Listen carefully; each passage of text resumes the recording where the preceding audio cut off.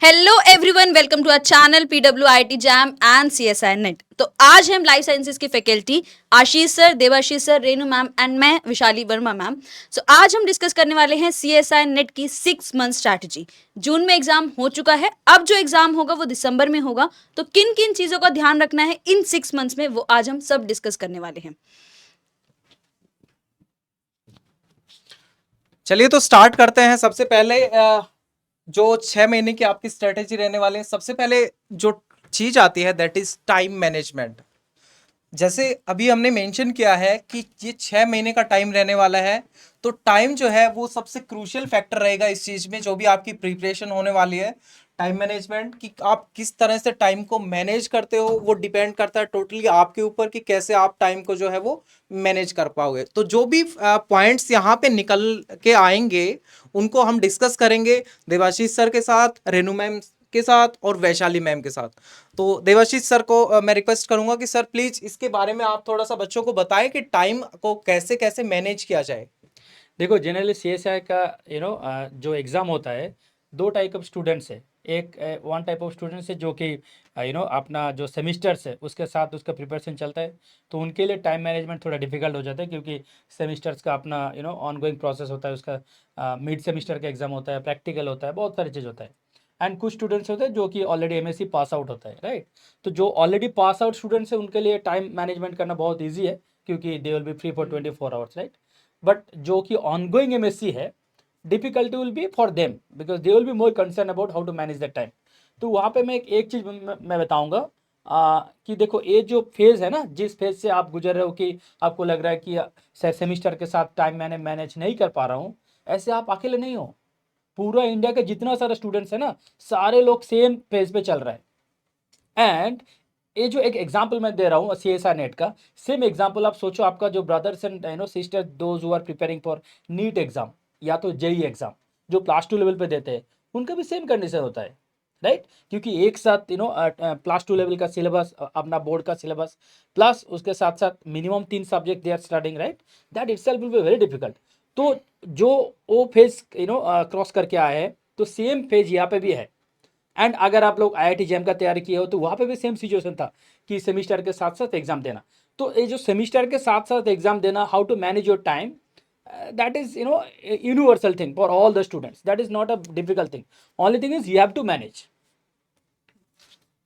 इसमें बहुत बार डाउट होता है कि कितना टाइम डेली इन्वेस्ट करने की जरूरत है। तो उसके लिए आई बिलीव हम टाइम लिमिट नहीं सेट करते। We should be like effective. जितनी देर तक आपके दिमाग में चीजें सेट चल रही हैं, जितनी देर तक आप उनको ग्रैस्प कर पा रहे हो और आप सैचुरेट नहीं हो रहे हो, तो आपको पढ़ना पड़ेगा। And your time management should be a balance between your concepts and your PYQs। अगर जो भी कोचिंग कर रहे हैं या जो भी ऑनलाइन ऑफलाइन कर रहे हैं, अप्रॉक्सीमेटली सबकी कोचिंग 6 महीने की जो होती है वो 5 से 6 घंटे की होती है, क्योंकि 2-2 क्लासेस होती हैं सबकी। तो you can do 2 of your classes और उसके बाद आप 1 से 2 घंटा PYQs प्रैक्टिस करो। किसी की 4 घंटे की क्लास होगी, किसी की 6 घंटे की होगी, उसके अकॉर्डिंग करना होगा। और उसके बाद आपको PYQs डेली करने हैं। That is the most important thing. Daily करने हैं। आज अगर तैयारी शुरू कर रहे हो तो लास्ट डे तक भी PYQs होंगे, आज से शुरुआत होके। एंड जनरल एप्टीट्यूड भी करना है साथ साथ ही। यस। सो बिल्कुल मैम ने बिल्कुल सही बात बोला। मैम, अभी बहुत सारे बच्चे ऐसे होंगे जिन्होंने एग्ज़ाम दिया होगा बट दे फील कि यार मेरा इस बार क्रैक नहीं होगा, तो उनको ये पॉइंट पता होगा कि मेरा एग्ज़ाम क्यों नहीं क्रैक होगा। सो टाइम मैनेजमेंट की अगर हम बात करें तो देखो, 4 घंटा 5 घंटा पढ़ना ये इंपॉर्टेंट नहीं है। आप कितना पढ़ रहे हो, उसमें कितना ग्रैब करो, दैट इज़ इम्पॉर्टेंट। तो उस पर वर्क करना। और कभी भी अपने फ्रेंड्स या फिर मोस्ट ऑफ द स्टूडेंट जो होते हैं वो लाइब्रेरी जाके पढ़ते हैं, तो आप किसी को देख के मोटिवेट मत हो। मोटिवेट हो, बट ये नहीं कि वो 7 आवर्स पढ़ रहा है, 10 आवर्स पढ़ रहा है तो मुझे भी पढ़ना है, नहीं, ये नहीं करना आपको। आप अपने एबिलिटीज़ को देखो, आप कितना पढ़ पा रहे हो, आप कितने ग्रैब कर पा रहे हो।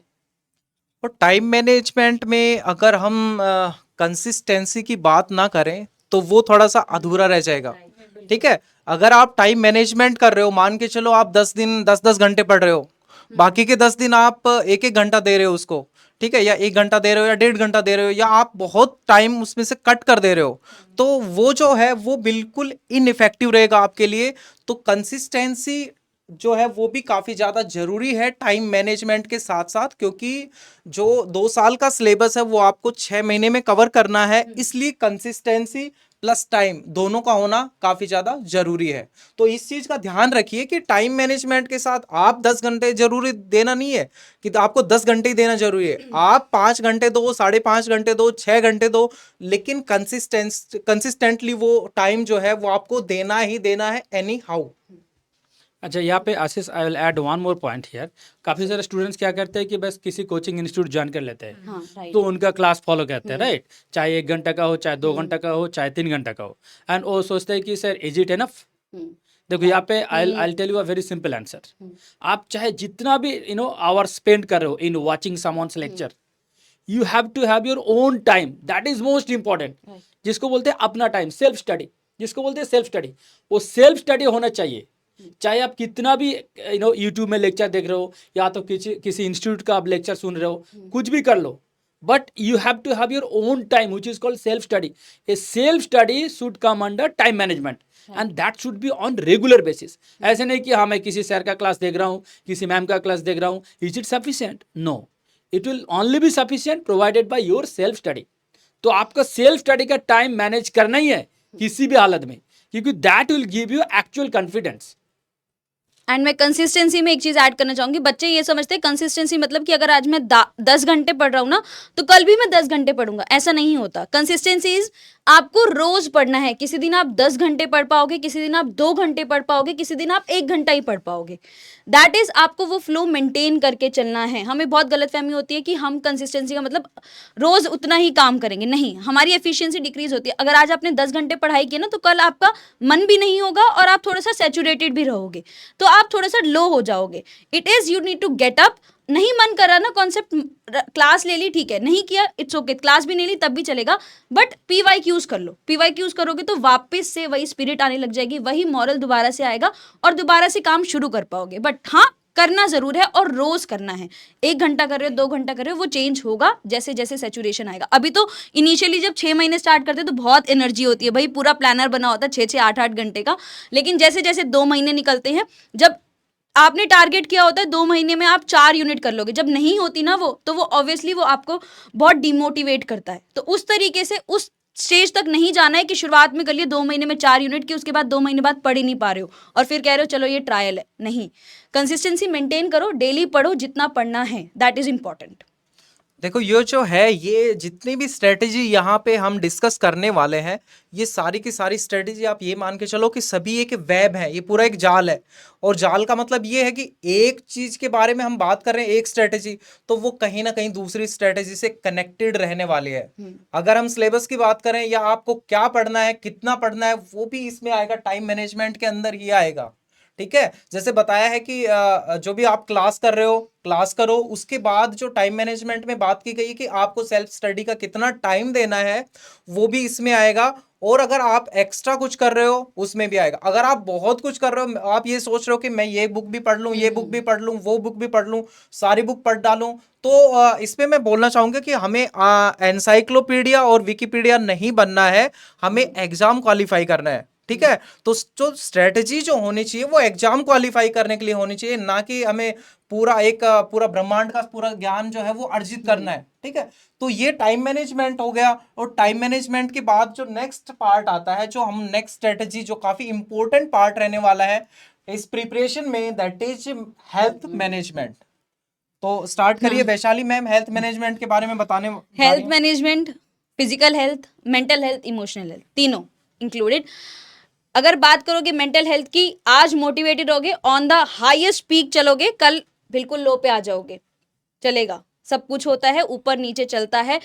एंड इमोशनल हेल्थ की बात करें तो ऑफ कोर्स यहाँ पे वो बच्चे भी होंगे जिन्होंने 2 या 3 बार दे दिया होगा, नहीं हुआ होगा, तो वो ऑब्वियसली इस पॉइंट ऑफ टाइम पे लो फील कर रहे होंगे। हम भी हैं, हमने भी दिया है, हमने भी अटेंड किए, नहीं हुए, that is also a part. And physical health most important, क्योंकि बच्चे क्या करते हैं, स्ट्रेच में बैठते हैं, सुबह जा रहे हैं 9 बजे क्लास लेने, 5 बजे आ रहे हैं, उसके बाद 6 बजे बैठ गए और रात को 12 बजे तक पढ़ रहे हैं, ना खाना खा रहे हैं, ना बाहर जा रहे हैं, ना कुछ कर रहे हैं। ऐसे नहीं होता। You need to go out. आपको अपनी हर एक चीज़ जो है हेल्थ की, हर एक डिफरेंट एक्सपेक्ट का ध्यान रखना है, क्योंकि ओवरऑल वो इंडिविजुअल आप हो। अगर आप एग्जॉस्टेड हो तो एग्जाम हॉल पे आप परफॉर्म नहीं कर सकते हो। आप 6 महीने इतना एग्जॉस्ट हो चुके हो कि उस दिन आपको याद ही नहीं आ रही चीज़ें, क्योंकि आप अंडर प्रेशर काम कर रहे हो। नहीं, 6 महीने ऐसे काम करो कि तैयारी भी हो, उसके साथ साथ खुद भी हेल्दी रहो, दैट इज इम्पॉर्टेंट। और बात अगर इमोशन हेल्थ की आएगी, तो आपका जो इमोशन है वो केवल एक ही चीज से अटैच रहना चाहिए, दैट इज योर रैंक। आपकी जीआरएफ में क्या रैंक है, आपको जीआरएफ इस बार निकालना ही निकालना है, एनी हाउ कैसे भी करके, लेकिन अपनी हेल्थ भी खराब नहीं करनी। तो अल्टीमेटली आपका जो इमोशन अटैच होना चाहिए, that is up to the JRF, कि आपको जेआरएफ इस बार लेना है एनी हाउ कैसे भी, ये आपका चांस है, इसके बाद आपके पास कोई चांस नहीं है। आप ऐसा कंसिडर करके जिस दिन बैठ जाओगे तैयारी करने के लिए, तो आपका एग्जाम डेफिनेटली आप निकाल लोगे। देखिए, जब आप एग्ज़ाम के लिए तैयारी करते हो ना, चाहे 6 मंथ्स का ड्यूरेशन हो, चाहे 1 ईयर का ड्यूरेशन हो, अगर आप सीखोगे किसी फॉर 1 वीक में भी, फॉर 1 मंथ और whatever may be the reason, that should not be an excuse. That should not be an excuse कि सर मेरा तबीयत खराब था इसलिए मेरा एग्ज़ाम नहीं हो पाया, इसलिए मेरा रिजल्ट खराब हुआ।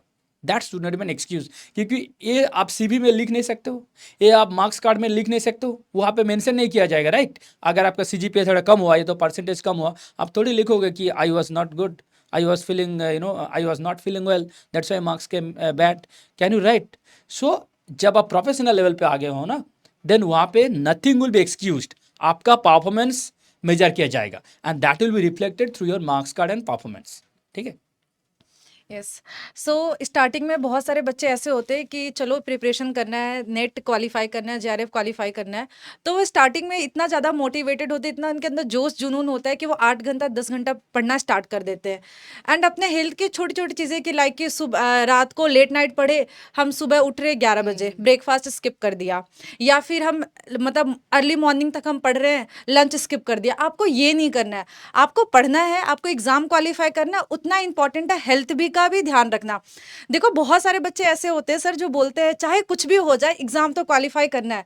अगर चाहे कुछ में आपका हेल्थ खराब हो गया और आपने एग्जाम को क्वालिफाई कर लिया, आप क्या करोगे फिर आपको हॉस्पिटल के चक्कर लगाने से बेटर है ना कि आप स्टार्टिंग में ही हेल्थ का इतना अच्छा ध्यान रखो कि यस आपको डेफिनेटली पढ़ना है, टाइम को मैनेजमेंट करना है, आपको हेल्थ पे भी बहुत अच्छे से ध्यान रखना है। यहाँ पे I will add one more thing, जैसे during my PhD, so let me tell you one genuine thing for all the students. आप जब जेआरएफ के लिए पीएचडी एडमिशन लोगे किसी इंस्टीट्यूट में, what have to do, you have to share your medical status, that whether you are physically fit for the entire duration. That is the reality. अगर आप medically unfit हो फिर भी चाहे आप जेआरएफ क्वालिफाई किए हो, right, but your institute will not allow you to take the registration process.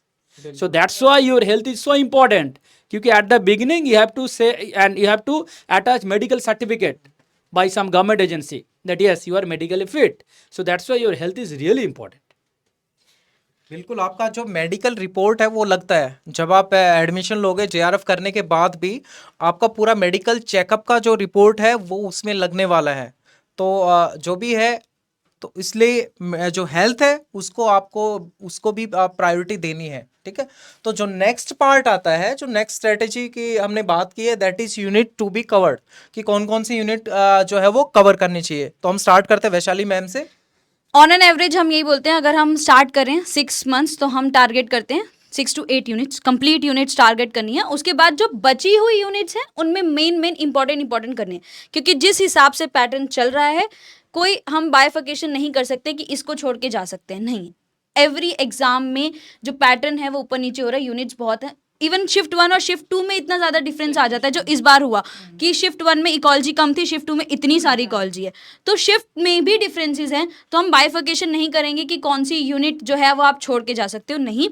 आप 6 to 8 यूनिट्स को टारगेट करो, उसके बाद जो बची हुई यूनिट्स है उनके एटलीस्ट इंपॉर्टेंट टॉपिक्स करके जाओ, ताकि आप श्योर हो कि इधर से क्वेश्चन आएगा तो मैं अटेम्प्ट कर लूंगा। एंड इवन इंपॉर्टेंट टॉपिक करना जरूरी इसलिए हो जाता है क्योंकि जब 2 से 3 यूनिट्स को कंबाइन करके कॉन्सेप्चुअल क्वेश्चन आता है तो वहाँ अटेम्प्ट करने में परेशानी होती है। अगर मान लो अगर हम जनरली बात करें तो सेल बायोलॉजी, मोल बायोलॉजी, सेल सिग्नलिंग को कंबाइन करके क्वेश्चन आते हैं। अगर आप मोल बायो छोड़ के जा रहे हो तो आप उसमें बहुत कंफ्यूज रहोगे, आप डाउटफुल ही रह जाओगे और आप सॉल्व नहीं कर पाओगे। And rather cell biology, cell signalling, mol bio की बात करो, तीनों ही मोस्ट इंपॉर्टेंट यूनिट्स हैं। सो ऑन एन एवरेज ऐसे कर सकते हो। अभी जब शुरुआत हो रही है तो अभी जुलाई, अगस्त, सितंबर 3 महीने में टारगेट कर लो एटलीस्ट 5 यूनिट्स हो जाए। 5 यूनिट अगर सितंबर तक कर लोगे तो कॉन्फिडेंस भी बिल्डअप हो जाएगा, और उसके बाद इतना अच्छा खासा टाइम है जो बाकी यूनिट्स है वो आसानी से कवर हो जाती है, क्योंकि उनकी मेजरली जो लेंथ है वो थोड़ी कम भी है। That is the thing. Yes.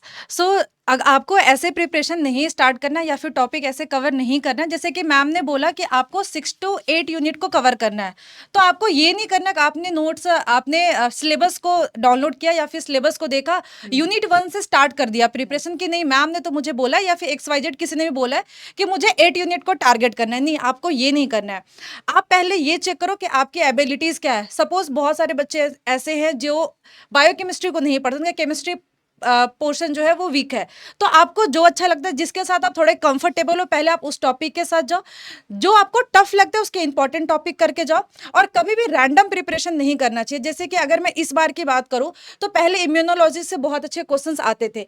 इस बार अगर हम शिफ्ट 1 में बात करें तो एक सिंगल क्वेश्चंस नहीं आया। तो आपको एनालिसिस होना बहुत जरूरी है कि आप जब प्रिपरेशन कर रहे हो तो किस वाले पोर्शन से कितने क्वेश्चंस आ रहा है। ऐसा नहीं कि आप सपोज आपको मोल बायो पढ़ना अच्छा नहीं लगता है, जेनेटिक्स पढ़ना अच्छा नहीं लगता है, तो आप ऐसा नहीं कि इससे मैक्सिमम क्वेश्चन आ रहा है आप उस टॉपिक को स्किप करके जा रहे हो। तो पहले यूनिट को स्टार्ट करने से, उसको कवर करने से सबसे पहले आपको क्या करना है, आपको एनालिसिस करना है। अच्छा, यहाँ पे मैं एक चीज़ बताऊंगा। देखो, जब CSI का तैयारी होता है ना, कि बहुत सारे स्टूडेंट्स जो उनका जो सीनियर है उनके साथ डेफिनेटली बात करते हैं कि कितना यूनिट करना चाहिए, या तो किसी दूसरे सर के साथ बात करते हैं, एंड यहाँ पे काफ़ी सारा ओपिनियन आता है। But my opinion will be little bit different. I will tell you actually what is it is.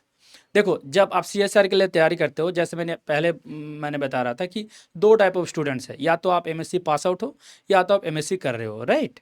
तो अगर आप दोनों टाइप में देखोगे, तो अगर आप MSc पास आउट हो तो definitely you have studied 5 years.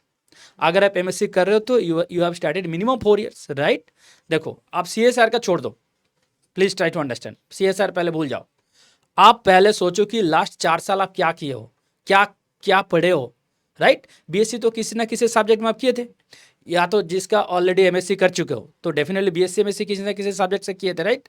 अगर आप सिलेबस देखोगे ना, मैं बता रहा हूँ ऑनेस्टली, सिलेबस में कोई डिफरेंस नहीं है, सेम सिलेबस। आपका BSc MSc में जो सिलेबस है, CSI नेट में भी सिलेबस सेम है, ठीक है। तो यहाँ पे आपको एडिशनल प्रिपरेशन का जरूरत है ही नहीं। I repeat, you don't need any additional preparation. The thing is, आप जो 4 साल से पढ़े हो, आप जो 5 साल से पढ़े हो, कितना सही से पढ़े हो, वो चीज that matters. That is the base of your preparation. वो बेस जिसके पास स्ट्रांग है, he can easily catch up the things, and वो बेस जिसके पास नहीं है, he will need more times. That is the thing. So now यहाँ पे अगर मैं कंक्लूजन करता हूँ, you cannot be jack of all trades. You will ultimately become master of none, right? So यहाँ पे आपको सोचना है कि मान लीजिए कि आपका बैकग्राउंड जूलॉजी है, आप 3 साल जूलॉजी पढ़े हो, या तो आपका MSc भी जूलॉजी है, या तो MSc आपका माइक्रोबायोलॉजी, या तो MSc बायोटेक है, ऐसे होगा, right. BSc zoology, MSc zoology, या तो BSc जूलॉजी के बाद MSc माइक्रोबायोलॉजी, या तो MSc बायोटेक, ऐसे होता है जनरली, राइट। तो ये जो 5 साल से आप पढ़े हो या तो 4 साल से पढ़े हो, आप ऑलमोस्ट CSR का मैक्सिमम चीज ऑलरेडी कवर कर चुके हो। That is so important. You cannot simply think कि हाँ, मैं यहाँ पे CSR का जब मैं प्रिपरेशन ले रहा हूँ 3 मंथ में मैं बहुत कुछ कर लूंगा, दैट विल बी इम्पॉसिबल। आप 4 साल से जो किए हो, 5 साल से जो किए हो, अगर वो चीज अच्छे से पढ़े हो, that will give you more foundation, you can easily qualify CSR। That is the most important thing, ठीक है। तो पहले आपका जो स्ट्रेंथ है, जिस सब्जेक्ट से आप BSc किए हो या तो MSc किए हो, पहले that subject should be your strength. Then you can add some other things, like मान लीजिए कि कोई बायोटेक का बंदा जो कि इकोलॉजी पढ़ा ही नहीं है, BSc MSc में, क्योंकि ecology will not come under the syllabus, right. तो for that case you can study little bit of ecology. But आप जो बायोटेक पढ़े हो 3 साल एंड 2 साल 5 साल का, तो बायोटेक रिलेटेड जितना सारा चीज आप पढ़े हो, that should be your strength. ऐसा नहीं कि 2 मंथ में आके कुछ चीज आपका नया स्ट्रेंथ हो जाएगा, एंड 5 साल से जो पढ़े हो that will be your weak part. That will never happen. तो जो चीज आप BSc MSc में पढ़े हो, that should be your strength, please remember it. तो नेक्स्ट जो पार्ट आता है, जो स्ट्रेटेजी का नेक्स्ट पार्ट रहने वाला है अपना, वो रहने वाला है नोट्स मेकिंग। चलिए नोट्स मेकिंग पे बात करते हैं, स्टार्ट करते हैं वैशाली मैम से। तो नोट्स मेकिंग की बात करें, मैं जो फॉलो करती हूँ, मैं ऐसा पैटर्न फॉलो करती हूँ, एक नोटबुक रखती हूँ जिसमें मैं क्लास ले रही हूँ और साथ साथ में नोट्स बना रही हूँ, ये एक चीज़ है। एक नोटबुक रखती हूँ जिसमें सेक्शन बी, मेमोरी बेस्ड जो चीज़ें होती है ना, उनको लिख के रखती हूँ, क्योंकि ऑब्वियसली आज मैं अगर बायोकेमिस्ट्री पढ़ रही हूँ तो मेरे लिए बहुत डिफिकल्ट है कि मैं 6 महीने बाद उसको रिवाइज करूँ, क्योंकि मैं इवन कनेक्शंस भूल जाऊंगी कि कहाँ से शुरुआत हुई है, कैसे कनेक्शन है। तो सेकंड नोटबुक होती है सेक्शन बी। जैसे फॉर एग्जांपल हम बहुत सारी टेबल पढ़ते हैं विटामिन्स की, तो मैं लिख के रखती हूँ कि ये वाला विटामिन है तो इसका ये नाम होता है, और अगर इसकी डेफिशिएंसी है तो ये वाला डिसीज होता है। ये क्वेश्चंस मैच द फॉलोइंग में आते हैं। एंजाइम्स पे क्वेश्चन आते हैं, जैसे फॉर एग्जांपल ग्लाइकोलिसिस के रेगुलेटरी एंजाइम्स कौन से हैं और कौन सा स्टेप वो कंट्रोल करते हैं, तो तीनों एंजाइम लिखे और उनका स्टेप लिख लिया। जो आपके पाथवेज होते हैं उनके नेट रिजल्ट्स पे क्वेश्चन आते हैं कि अगर ग्लाइकोलिसिस है तो उसका नेट रिजल्ट क्या होने वाला है। तो इस तरीके के क्वेश्चन के लिए सेकंड नोटबुक होती है। एंड स्लोली जैसे जैसे जाओगे तो क्या करोगे, जो आपने अपनी नोटबुक बनाई है ना, जिसमें आप साथ साथ अपने नोट्स लिख रहे हो, उसको कंसाइज करके शॉर्ट नोट्स बनाते हुए एक अलग जगह पे लिखना। क्योंकि जब हम इनिशियली फर्स्ट फेज में रिवीजन करते हैं ना, पहली बार टॉपिक पढ़ते हो ना, तो इतनी सारी चीजें मेंशन होती हैं, इट इज नॉट पॉसिबल कि आप उसको पूरा दोबारा A to Z रिवाइज कर पाओगे। और सेकेंडली वो बाद में आपको फिल्टर करके पता चलता है कि इसमें इंपॉर्टेंट पॉइंट क्या था और कौन सा नहीं था। तो अभी तो नहीं, अभी तो 2 से स्टार्ट ही होगी, 2 नोटबुक से स्टार्ट करो for your memory based and your class notes. उसके बाद जब अब 2-3 महीने हो जाएंगे, उसके बाद जब रिवीजन फेज स्टार्ट करोगे तो मेक अ नोटबुक जहाँ पे शॉर्ट नोट्स पढ़ लिया टॉपिक। जैसे फॉर एग्जांपल आपने टॉपिक पढ़ा ग्लाइकोलिसिस पढ़ लिया आप लोगों ने, तो एक सिंगल पेज लो, उस सिंगल पेज में स्टार्टिंग से लेकर एंड तक ग्लाइकोलिसिस लिख दो। ग्लाइकोलिसिस लिखो और उसी में मेंशन कर दो कि ये वाला स्टेप रेगुलेटरी है, यहाँ पर ये एटीपी प्रोड्यूस हो रहा है, यहाँ पर ये यूटिलाइजेशन हो रहा है। एक ही पेज में वो कवर अप होगा, तो आप अप्रॉक्सीमेटली 5 मिनट के अंदर अंदर पूरा ग्लाइकोलिसिस रिवाइज कर लोगे। That is the thing how I make my notes. So हम 2 स्टूडेंट के बारे में, मतलब मैं 2 स्टूडेंट्स के बारे में बात करूंगी। एक वैसे स्टूडेंट जो कोचिंग ले रहे हैं और एक ऐसे स्टूडेंट जो सेल्फ स्टडी कर रहे हैं। जो कोचिंग ले रहे हैं बच्चे, वो क्या करते हैं, अगर सपोज वो ऑनलाइन पढ़ रहे हैं तो वो टीचर्स के पीपीटी के मतलब पीडीएफ को डाउनलोड करते हैं, उसको प्रिंट निकाल लेते हैं, उसी से पढ़ लेते हैं। नहीं, आपको ऐसा नहीं करना है। आपको अपना नोट्स जरूर बनाना है। क्योंकि मुझे तो ये लगता है कि मुझे इतना याद रहता है कि अगर मैं सपोज कुछ भी पढ़ रही हूँ, सपोज मैं इकोलॉजी का RNK सिलेक्टेड स्ट्रेटजी के बारे में पढ़ी, तो मुझे इतना याद होता है कि मैंने उस नोटबुक के कौन सा पेज पे लिखा है। तो आप जब नोट्स बनाओगे ना, आपको इतना सा तो याद तो हो जाएगा। अगर हम बात करें उन स्टूडेंट के बारे में जो सेल्फ स्टडी करते हैं, तो सेल्फ स्टडी जो करते हैं वो बुक को प्रीफर करते हैं। तो वो पेंसिल या हाइलाइटर को उठाते हैं और उसको मार्क करते हुए चले जाते हैं। आप ऐसे भी कर सकते हो, लेकिन आपको हाईलाइट करके नहीं पढ़ना है चीज़ों को, या पेंसिल से मार्क करके नहीं पढ़ना। उस टाइम पे भी आप नोट्स बनाओ, क्योंकि जब भी आप एग्जाम दोगे ना, या फिर आप क्वेश्चन सॉल्व करोगे, तो आपको चीज़ों को रिकॉल करना आपके लिए इजी हो जाएगा। क्योंकि देखो, वॉटसन की बुक, अगर हम मॉलिकुलर की बात करें, तो अगर हम वॉटसन की बुक को अगर हम प्रीफर करें, तो वो इतनी मोटी सी बुक है, आपको वहाँ पे चीज़ों को ढूंढने में टाइम लगेगा। लेकिन आप जब खुद से नोट्स को बनाओगे, तो आप क्रिस्प फॉर्म में बनाओगे, तो आपको वहाँ पे अगर सपोज कुछ भी ढूंढना है, तो आपको कुछ किसी भी चीज़ को फाइंड आउट करने में कम टाइम लगेगा। और आप नोट्स बनाओ, आपको याद रहेगा कि यस, ये चीज़ को मैंने यहाँ पे लिखा है, मैंने एंजाइम के लिस्ट यहाँ बनाया, प्रोकैरियोट्स यहाँ बनाया, तो यूकैरियोट्स यहाँ पे बनाया। तो आपको अपना नोट्स बनाना है। Exactly, I agree to your point. Notes तो आपको बनाना ही है, इसका और कोई ऑल्टरनेटिव है नहीं। क्योंकि if you don't right you cannot recall, that is absolutely true. If you don't right you cannot recall during your exam time. अगर आप कहीं पे भी लिखे हो ना, चाहे किसी क्लास में, या तो हो सकता है कि when you are sleeping you are writing, still you can recall that कि हाँ, कभी मैंने लिख रहा था, जब मैंने सो रहा था, फिर भी मैंने लिख रहा था। तो वो that will help you definitely. But you please लिखो। ये जो हाइलाइटर वाला चीज है ना, हम लोग का जमाने में हाइलाइटर नहीं था, सिर्फ डिफरेंट कलर का पेन था। अभी तो हाइलाइटर आ गया डिफरेंट कलर का। कुछ स्टूडेंट्स सोचते हैं कि सर हम लोग तो हाइलाइटर पे ऐसा हाईलाइट कर देते। Please don't follow that, it will never work out. क्योंकि ब्रेन एक दूसरा चीज होता है। जब आप पढ़ रहे हो, अगर आप उसी टाइम पे लिखते हो ना, so your brain will be connected, it will help you to recall in next time. But if you don't write, that habit itself is not good. Okay, so make a good habit of learning, because writing is a part of your learning process. You cannot escape that. Okay, so please keep writing when you are studying. Notes making में एक चीज़ और मैं add करना चाहूँगा। जैसे बहुत सारी चीज़ें ऐसी होती है कि स्टूडेंट जो टीचर है, ब्लैक बोर्ड पे बहुत सारी चीज़ें आपको दिखाई देंगी, बहुत सारी चीज़ें टीचर लिखता है, और बहुत सारी चीज़ें जो है वो ओरली एक्सप्लेन करता है। वहीं स्टूडेंट कुछ चीज़ें जो है वो मिस कर लेता है। ठीक है, तो टीचर जो क्लासरूम में जो भी चीज़ लिखवा रहा है या जो भी बोल रहा है, वो दैट इज़ इम्पोर्टेंट थिंग। ठीक है, वो इम्पोर्टेंट चीज़ें रहने वाली हैं। अगर आपको लगता है, समझ आ रहा है चीज़ें, तो जो वो बोल रहा है आप एटलीस्ट उसको भी लिख लो। ज़रूरी नहीं है कि आप उसको बिल्कुल अपने इंग्लिश लैंग्वेज में लिखो। जो भी आपकी हिंदी आपको समझ आती है, हिंदी अपनी लैंग्वेज है, आप उसको हिंदी में भी लिख सकते हो। ठीक है, हमें अंडरस्टैंडिंग की जो लैंग्वेज है हमारी दैट इज हिंदी लैंग्वेज, हम उसको लिख सकते हैं या मतलब हम उसको राइट अप दे सकते हैं इंग्लिश में, ठीक है। अगर समझना है तो हम उसको हिंदी में भी लिख सकते हैं, बाद में जो भी करना है हम करें। और दूसरी चीज ये, चलो क्लासरूम के नोट्स बना लिए, ओके, स्टूडेंट क्या कर रहे हैं, क्लासरूम के नोट्स बना लिए। चलो मॉलिक्यूलर बायो की दूसरी बुक है, जो भी है बेकर की बुक है, चलो सेल बायो की, चलो हम उससे नोट्स बनाते हैं, बनाने लग गए नोट्स। तो 6 महीने का आपके पास टाइम है, ठीक है। आप क्लासरूम के नोट्स आपने बना लिए, आप बेकर की बुक के नोट्स बना लिए, आप तो नोट्स बनाते रह जाओगे, रिवाइज कब करोगे उनको। तो नोट्स के साथ साथ जो बहुत ज़्यादा जरूरी चीज़ है, जितनी ज़्यादा बार आप उसका रिवीजन कर पाओ अपने नोट्स को, उतना रिवाइज कर दो। और वो आपको इतना कॉन्फिडेंस देगा कि आपको पता रहेगा कि कौन सा पॉइंट किस जगह पे है और कौन से पार्ट के नीचे मैंने लिखा हुआ है। That will definitely help you. और इसमें एक छोटी सी टिप है, जब भी नोट्स बनाओ तो ट्राई करना फ्लो चार्ट्स यूज करो, पिक्टोरियल रिप्रेजेंटेशंस को यूज करो, ताकि उसको रिवाइज करना आसान होता है। थ्योरी मतलब को पूरा पूरा पेज भर दिया, सेंटेंसेस पढ़ने में भूल जाओगे, क्योंकि एक पॉइंट जब उस टाइम पे लिख रहे होते हैं ना तो सेंटेंस बहुत क्लियर होता है, हाँ इसका मतलब ये, जैसे सर ने बोला कि अपनी लैंग्वेज में लिखो उसको जो समझ में आती है। 2-3 महीने बाद पढ़ते हैं ना तो भूल जाते हैं कि किस वे में लिखा हुआ था ये चीज़।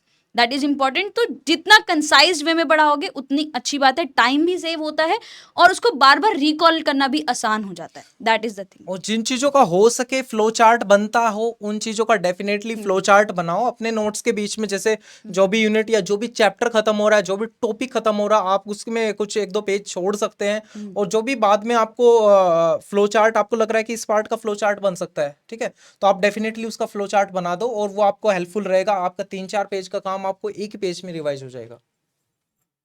चलो नेक्स्ट स्ट्रेटेजी जो है वो आती है पीवाईक्यू एनालिसिस। अच्छा देखो, यहाँ पे एक फनी स्टोरी से मैं स्टार्ट करूंगा। I am sure most of you are familiar with cricket, right? You know how to become a good batsman? A person who doesn't play at all in cricket, you know, in match, do you think you will become a good batsman? No. बहुत सारे cricketer है जो कि net में बहुत ज़्यादा time बिता देते हैं।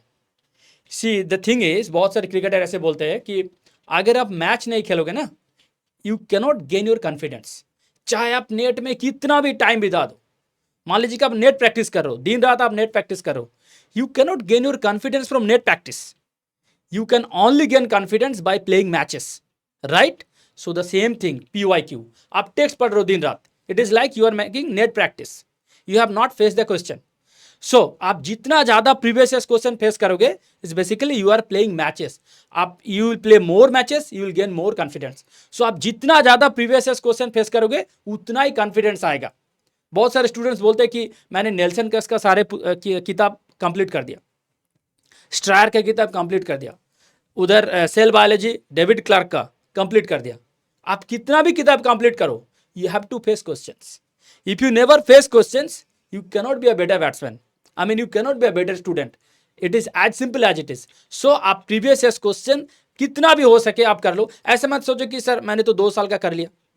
It is never ending. आप 5 साल करो, इसमें कोई प्रॉब्लम नहीं है। आप जितना ज्यादा क्वेश्चन फेस करोगे उतना ही आपका प्लस पॉइंट होगा।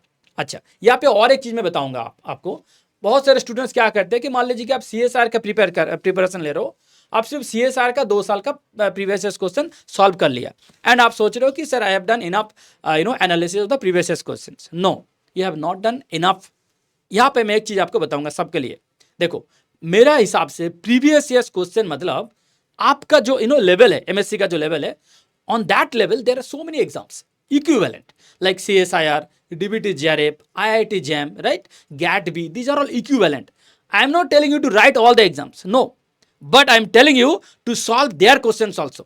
Even though you are preparing for CSIR NET, there is no harm if you solve GAT-B questions. There is no harm if you solve IIT JAM. Please do it. This is my sincere request. भले ही आप CSR का preparation ले रहे हो, but you please solve GATE question paper also. That will give you additional confidence. इस बहुत सारे students नहीं करते, सिर्फ CSR का 2 साल का क्वेश्चन प्रिपेयर करके चले जाते हैं as if they have done everything. No, so please try to solve all the previous year question paper related to life science field. That is my request. तो इसमें मैं सिर्फ एक छोटा सा एग्जांपल ऐड करना चाहूँगी, जैसे ने बोला कि practice all the different exams, right.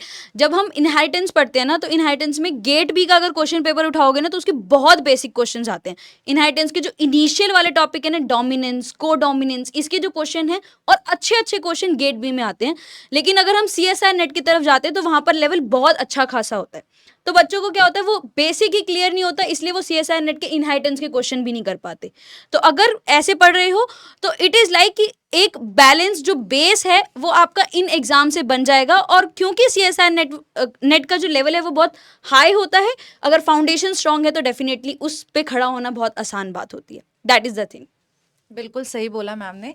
आपने कितना भी पढ़ लिया, आप 5 आवर 10 आवर्स पढ़ रहे हो, लेकिन अगर आपने क्वेश्चन इम्प्लीमेंट नहीं किया, मतलब आपने जो भी लॉजिक है उसको इम्प्लीमेंट नहीं कर रहा, तो कोई बेनिफिट नहीं है। बहुत सारे बच्चे ऐसे हैं जो इस बार एग्जाम दिए होंगे और वो रियलाइज किए होंगे कि काश मैं क्वेश्चन और प्रैक्टिस करता तो शायद मेरा सिलेक्शन हो जाता। तो ये शायद और ये वाले वो जो टर्म है उसको रिजेक्ट करो, मतलब निकाल दो, डिस्कार्ड कर दो, उस पर मत सोचो। जितना पढ़ रहे हो ना, अगर आप 5 आवर पढ़ रहे हो तो ये सोचो कि मुझे क्वेश्चन प्रैक्टिस करना है। सर ने बहुत अच्छी बात बोली कि अगर 2 ईयर का आपने क्वेश्चन सॉल्व कर लिया, आपको कॉन्फिडेंस आ रहा है कि यस मेरी बहुत अच्छी प्रिपरेशन हो गई है, आप अदर एग्जाम्स को टारगेट करो। टारगेट नहीं करना, मतलब उसके क्वेश्चंस को उठाओ, उसको सॉल्व, जैसे टीफर का क्वेश्चन सॉल्व कर सकते हो, बार का क्वेश्चन सॉल्व कर सकते हो। तो इससे क्या होगा, आप उस एग्जाम को भी टारगेट कर सकते हो और आपका कॉन्फिडेंस और बूस्टअप होगा। और PYQ क्यों सोल्व करने हैं, एक चीज़ मैं भी ऐड कर देता हूँ कि PYQ क्यों सोल्व कर रहे हैं। आप जब PYQ सोल्व करने बैठोगे तो आपको पता चलेगा कि ये जो क्वेश्चन है ये कहाँ से और किस टॉपिक से उठ के आया है, ठीक है।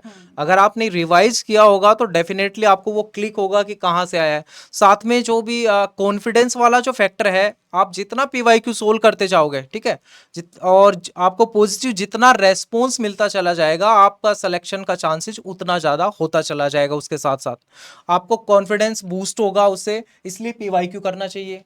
और मैक्सिमम केसेस में क्या होता है, जैसे अगर आप PYQ सोल्व करते हो तो बहुत सारे टॉपिक जो है आपको PYQ से क्लियर हो जाते हैं, क्योंकि कई सारे टॉपिक ऐसे होते हैं जो प्रीवियस ईयर, उससे नेक्स्ट ईयर, उससे नेक्स्ट ईयर, उससे नेक्स्ट ईयर, थोड़ा सा क्या होता है, क्वेश्चन का टाइप तो वही है लेकिन उसमें कुछ स्टेटमेंट चेंज हुई, थोड़ा सा 19-20 हो गया, ऊपर नीचे हो गया, उसको घुमा के देते हैं। तो आप PYQ सोल्व करोगे तो जो भी आपने पढ़ा है, जो भी टॉपिक पढ़ा है, वो वहां से आप क्लियर किए हो। उसके बाद क्या होगा, जैसे PYQ सोल्व करते हो आप, तो वो टॉपिक जो है आपका और स्ट्रॉन्ग होता चला जाएगा। बेशक से वो क्वेश्चन चाहे कितना ही घुमा के आओ, आप डेफिनेटली करके आओगे। बिल्कुल, इसमें एक पॉइंट और मैं ऐड करना चाहूँगी सर। बहुत सारे बच्चे ऐसे होते हैं ना कि सपोज़ मतलब किसी यूनिट को टारगेट करें, लेकिन उसमें से कोई टॉपिक को स्किप कर देते हैं कि मुझसे ये नहीं होगा, ये टफ लग रहा है, इसको छोड़ के चली जाती हूँ या चला जाता हूँ। सपोज़ आपने मोल बायो को टारगेट किया और जिन रेगुलेशन को स्किप कर दिया, और आप अब मोल बायो के क्वेश्चन प्रैक्टिस कर रहे हो। आप ये चीज़ को अगर ऑब्जर्व करोगे बार बार कि यहाँ से जिन रेगुलेशन से मल्टीपल टाइम क्वेश्चन पूछा जा रहा है, तो आपको एक चीज़ का वहाँ पे क्लिक जरूर होगा कि नहीं यार, अब मुझे जिन रेगुलेशन करना चाहिए मैं ये करके जाऊंगा। तो आप इस चीज़ का एनालिसिस कब कर पाओगे, जब आप प्रीवियस ईयर क्वेश्चन को सॉल्व करोगे तभी कर पाओगे। और मुझे इससे रिलेटेड एक जर्नलाइज्ड एडवाइस है। जैसे हम बहुत बार होता है कि अभी आप इस बार जब जुलाई में स्टार्ट करोगे तो कोई होगा जो सेल बायोलॉजी और बायोकेमिस्ट्री को एक साथ स्टार्ट करेगा। दोनों बहुत हैवी यूनिट्स हैं और कितनी बार ऐसे होता है कि हम ना फ्रस्ट्रेट हो जाते हैं वही चीज़ें कॉन्टिन्यूसली पढ़ के, तो क्या करते हैं, छोड़ देते हैं, चलो ठीक है सेल बायोलॉजी इतनी पढ़ ली, जो बाकी बची हुई है वो बाद में कर लेंगे। मत करना ये चीज़, बिल्कुल मत करना, क्योंकि वो बाद तो कभी आता नहीं है। और वो जब कनेक्शन टूटता है तो जब दूसरी बार सोचोगे ना कि 1 महीने बाद करूँ, तो ये सोच लें सेल बायोलॉजी को बिल्कुल स्टार्टिंग से स्टार्ट करना पड़ेगा। तो ये गलती बिल्कुल मत करना। इट इज़ वेरी इंपॉर्टेंट, जो भी यूनिट स्टार्ट करो उसको पूरा कंप्लीट करो with PYQs, then shift to next unit. And complete होने के बाद एक रिवीजन शेड्यूल बनाओ उस यूनिट का। फ्रॉम द फर्स्ट मंथ, जिस दिन खत्म किया है ना, उसके 2 दिन बाद एक रिवीजन शेड्यूल आ जाना चाहिए कि इस यूनिट को अब मैंने ऐसे रिवाइज करना है, क्योंकि यही चीज़ है CSI नेट की जो पावर है वो उसकी PYQ और रिकॉलिंग में ही है। और जिसने ये मास्टर कर ली, they can definitely clear it very easily without any difficulties. एक चीज मैं और अभी ऐड करूंगा, ये PYQ एनालिसिस से अलग चीज है और ये स्ट्रेटेजी का काफी इंपॉर्टेंट पॉइंट है।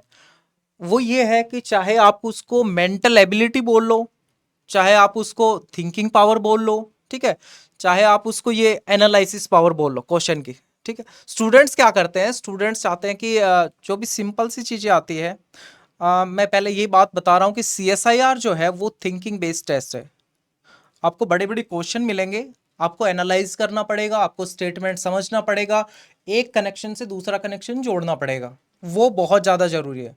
और आप अगर ये कर रहे हो, चलो मेरे को ये छोटी सी टर्म नहीं पता, ठीक है, मैं टीचर से पूछता हूँ, आप छोटी छोटी टर्म एटलीस्ट गूगल करो, ठीक है, गूगल से आप सर्च करो कि क्या है, क्योंकि जो CSIR का एग्जाम है वो टोटली आपकी थिंकिंग के बेसिस के ऊपर है। और आप अभी इस लेवल पे नहीं बचे हो कि आपको पूरे का पूरा कंप्लीटली स्पून फीड करवाया जाए।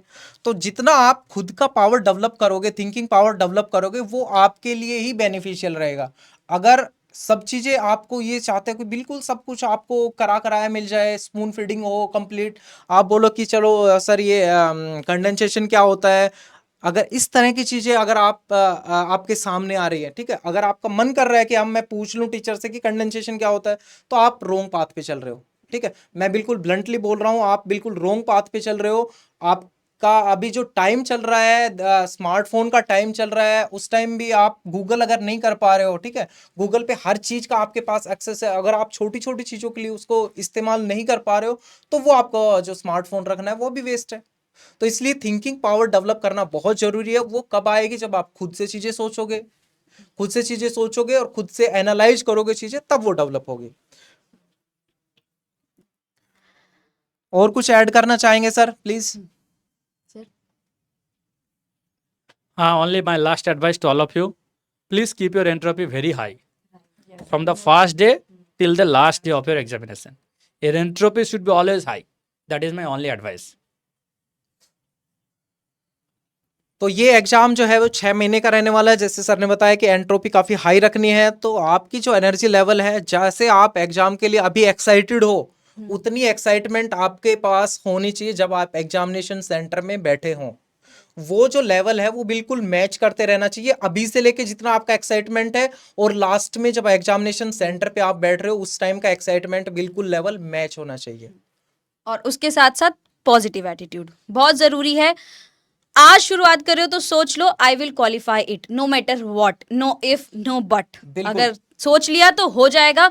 अगर वो डामाडोल हुआ ना कि नहीं हो पाएगा, तो वो हमेशा सबकॉन्शियस माइंड में हमेशा फिट रहता है कि क्या मैं इतना कैपेबल हूँ। मैं हमेशा ये बोलती हूँ कि अगर आप अपने दिमाग में कोई चीज़ ला सकते हो कि मैं ये कर सकता हूँ, तो आपके पास हर एक सिंगल एबिलिटी है वहां तक पहुंचने के लिए। देखो, मन की शक्ति है बहुत स्ट्रांग होती है। जितना आप नेगेटिविटी की तरफ जाओगे, नेगेटिविटी आपको डबल पावर से खींचेगी, ठीक है। तो आप बिल्कुल पॉजिटिव एटीट्यूड के साथ चलें और माइंड में बिल्कुल भी ना लेके आए कि हाँ नहीं हुआ तो क्या हुआ, क्योंकि ये आपका टाइम है, 6 महीने आपके पास है। आपका टारगेट सिर्फ एक होना चाहिए, JRF। आपको रैंक लेके आनी है, अच्छी रैंक लेके आनी है, आपको अच्छा पढ़ना है, बस आपका टारगेट होना चाहिए ये। इसके अलावा आपका ध्यान ना तो इधर जाना चाहिए ना इधर जाना चाहिए, बिल्कुल एक सीधी लाइन में आपको चलना है कंप्लीटली पूरे 6 महीने के साथ, बराबर एनर्जी के साथ। तो चलिए, ऑल द वेरी बेस्ट आप सभी को। हम लेके आ रहे हैं अपना शोध 2.0, तो आप जुड़े रहिए हमारे साथ, हम मिलते रहेंगे और ऐसी ही स्ट्रेटेजी वीडियो आपके साथ शेयर करते रहेंगे। और जो भी स्ट्रेटेजी आती रहेंगी, जो भी आपके लिए बेनिफिशियल होगी, जितना हमसे हो पाएगा आपके लिए उतना हम करेंगे। मिलेंगे हम शोध 2.0 में, तब तक के लिए thank you very much and all the very best.